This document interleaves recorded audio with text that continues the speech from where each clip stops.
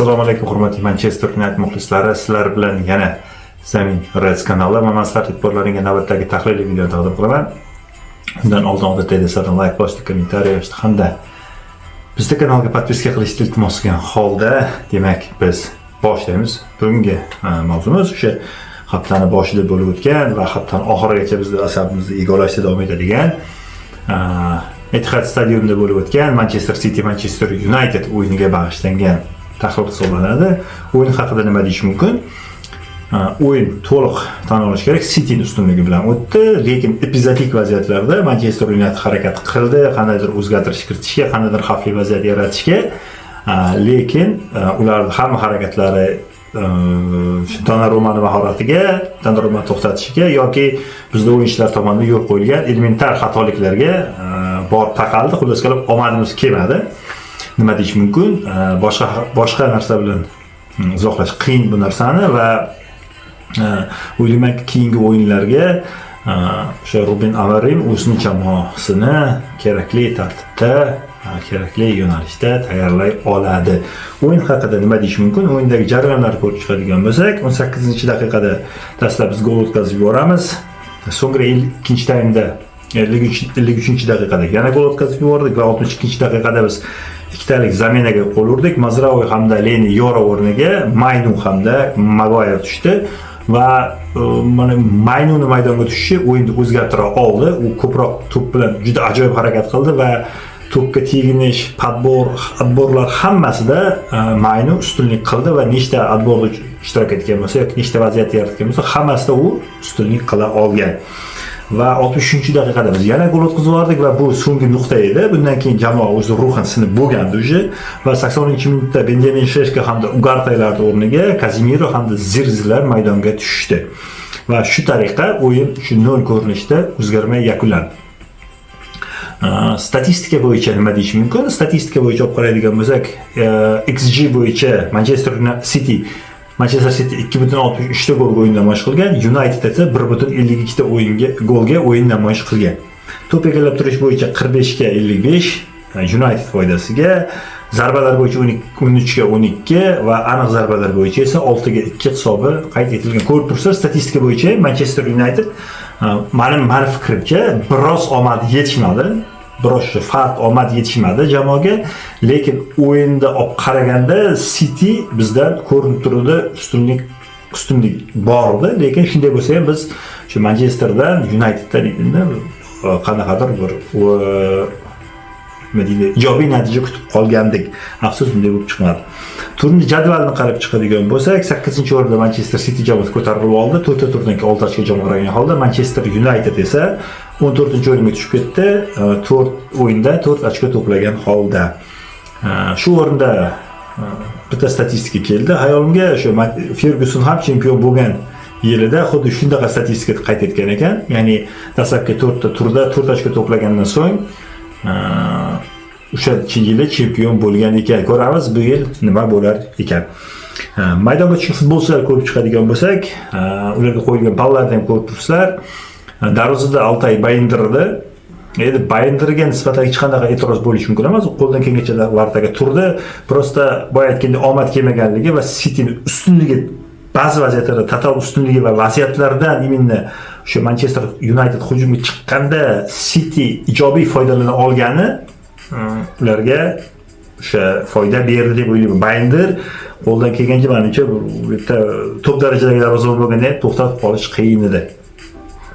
Himoyada Show Delikt Yorolar harakat qildi.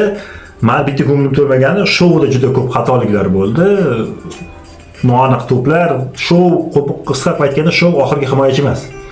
Bu meni fikrim, uni ko'proq o'sha Dorguni o'rniga qo'ysa menimcha maqsadga muvofiq bo'lardi. Markazga Maguire'ni qo'yib, lekin Amorim boshqacha nigoh bilan qaradi va Showda o'sha markaziy himoyachiga qo'ydi va uni meni fikrimcha u o'zini oqlamadi. Himoyachilarimiz ham o'sha gol o'tkazib yuborgandagina o'z-o'zidan yaxshi o'yin namoyish qilmagan hisoblanadi. Ikkita qanotda Vingerimiz Patrik Dorgu hamda Nusrat Mazraouilar harakat qilishdi. Ikkalasi ham o'rtacha o'yin namoyish qilishdi. Ya'ni City futbolchilari ularga o'yin bermadi. Ya'ni bu o'yin bermadi emas. o'yin jihatidan ko'p bir ikkita ijtimoiy tarmoqlarda o'qidim. O'yin jihatidan Manchester United to'g'ri taktika bilan boshlagandi deb yozyapti, lekin City Manchester United tuzgan bo'shliqlardan unumli foydalana oldi va shu markazda yo'qligi, markaziy bizda o'yinda Brunoning pozitsiyasi o'zgarib harakat qilayotganligi sababli shu bo'shliqlar hosil bo'lishining hisobiga City shu narsadan unumli foydalana oldi degan fikrlar bo'ldi. Bu qanchalik to'g'ri, qanchalik noto'g'ri, sizlar o'zlaringiz fikrlaringizni albatta kommentariyada yozib qoldiringlar. Markazda Ugarte hamda Bruno Fernandes harakat qildi. Ugarte menimcha yaxshi o'yin o'tkaza olmadi, ko'rinib turibdi. Bruno Fernandes ham o'zining pozitsiyasida o'ynamadi. Bruno Fernandesga sal oldinroq harakat qilish menimcha unga ko'proq bizga ijobiy keltira oladi. Ya'ni o'nlikda o'ynash, desetkada o'ynash va ko'ramiz Amarim bu yechimda qanday qilib topa oladi, chunki Bruno Fernandes jamoaning asosiy futbolchisi, asosiy yuragi hisoblanadi. Ikkita qanotda hujumda Diallo hamda Mbeumo harakat qilishdi. Birinchi taymda ular o'yinga chiqmadi, ikkinchi taymda ko'p harakat qilishdi.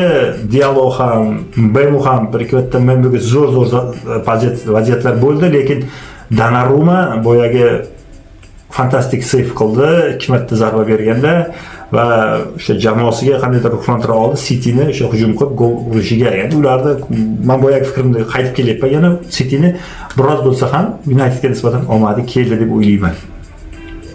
Hujumda Benjamin Sesko harakat qildi. Bechara Sesko to'psiz harakat qilaverish menimcha unga o'sha keyinchalik shuning uchun ham kam gol urishlar soni menimcha, chunki Benjamin Seskoning pozitsiyasi yakunlovchi hujumchi sifatida o'ynamayapti. U ko'proq darvozaga orqasidan turib to'pni qabul qilib, bizga yarim himoyachilarimiz to'p bilan ta'minlash vazifasi yuklanayotgandek xuddi shunday stop vazifasini bajaryapti. Xoylundda ham xuddi shu vazifa bor edi, lekin ko'ramiz keyingi o'yinlarda menimcha Ruben Amorim Seskoni ko'proq hujumga markaz, yana o'sha yakunlovchi sifatida foydalanib ko'rgani menimcha maqsadga muvofiq bo'lardi. Mana sizlarga o'yin haqida yetkazmoqchi bo'lgan fikrlarim shundan iborat edi. Shu orada men sizlarga yana bir ikkita ma'lumot aytib ketaman. O'sha Roy Keane o'yindan keyin bildirgan fikrida Twitterda adashmasam agar shunday narsani yozib qoldirdiki, havo yaxshi edi, biz polni kontaktni o'yin kutgandik va biror marta sudya sariq kartochka bermadi hech kimga degan ma'noda gapirgan. Ya'ni o'yinda Manchester United futbolchilari tomonidan olov ko'rinmadi. Ya'ni ular o'sha Roy Keane o'yin paytlarini ko'rgan bo'lsa, aytish mumkin, men fikrlarga qo'shish mumkin. Olovli o'yin bo'lardi. O'sha Scholes, Keane bular maydonga tushganda odam uverin bo'lardi, bitta sariq olish aniq edi. Shu ikkita futbolchi, uchta futbolchilarimiz bo'lardi bizda, shunaqa stoperlar. 100% yo Karekni sariq olishi mumkin edi, qizil olmasa agar. Bu aniq shunaqa markaziy o'yinlarda shu jamoani bu ham qanday ruhlantirish yo'li, ya'ni oxirgacha jo'stko'roq o'ynash kerak degan fikrlarni bildirdi. Roy Keane jamoa sariq kartochka bo'lmadi degan ma'noda, chunki bu derbi va so'zsiz markaziy o'yin degan ma'noda gapirib o'tgan. Bu fikrlar qanday ma'noda to'g'ri deb o'ylayman. Sizlar esa albatta bu haqda kommentariyada yozib qoldiringlar. Yana bir ma'lumot, o'sha Manchester United yil yakunlarini e'lon qildi va unga ko'ra 666 million funt foyda ko'rgan Manchester United. Bu endi ko'proq Manchester United ko'proq biznes nuqtai nazaridan, daromad manbai nuqtai nazaridan yaxshi ishlayapti degan ma'noni bildiradi, lekin muxlislarga yoqadigan futbol nuqtai nazaridan, trofeylar nuqtai nazaridan bu menimcha hali biz agar trofeylarga ham ega bo'lsak, ya'ni g'alabalar qilib qanaqadir kuboklarga ega bo'lsak, bu summa undan ham yuqoriroq bo'ladi degan menimcha menda taxminlar bor. Bu aytganda sizlar o'zlaringiz fikrlaringizni yozib qoldiringlar. Shuni bilan sizlarga yetkazmoqchi bo'lgan ma'lumotlar shundan iborat edi.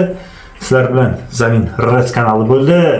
Sizlardan odatdagidek like bosishda, kommentariy yozishda hamda bizning kanalga podpiska qilishni iltimos qilgan holda sizlar bilan xayrlashaman. Videoning so'ngida biz jamoamiz gol urmaganligi sababli so'nggi o'tgan safar previda qo'yib bergan gollarni qo'yib beraman. Sizlar bilan Zamin Reds kanali bo'ldi. Xayr. O'zlaringizni asranglar.